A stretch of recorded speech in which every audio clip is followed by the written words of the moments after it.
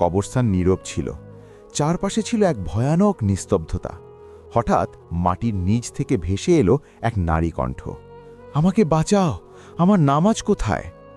এটি ছিল একজন ধার্মিক মহিলার কবর, যাকে সবাই বলতো তিনি খুব পরহেজগার ছিলেন। তিনি নিয়মিত নামাজ পড়তেন, মানুষকে উপদেশ দিতেন। কিন্তু আজ যখন মাটি সমান করা হলো, হঠাৎ পুরো কবর কেঁপে উঠল। একটি বিশাল কালো সাপ কবরের ভেতর ঢুকে পড়ল। সেই মহিলার চারপাশে কুণ্ডলি পাকিয়ে ফনা তুলল। ভয়ে কেঁপে কেঁপে মহিলা চিৎকার করে উঠলেন, আমাকে ছেড়ে দাও, আমি তো নামাজ পড়তাম। ঠিক তখনই একটি উজ্জ্বল আলো কবরটাকে আলোকিত করে তুলল। একটি কণ্ঠ ভেসে এলো, আমি তোমার সেই নামাজ।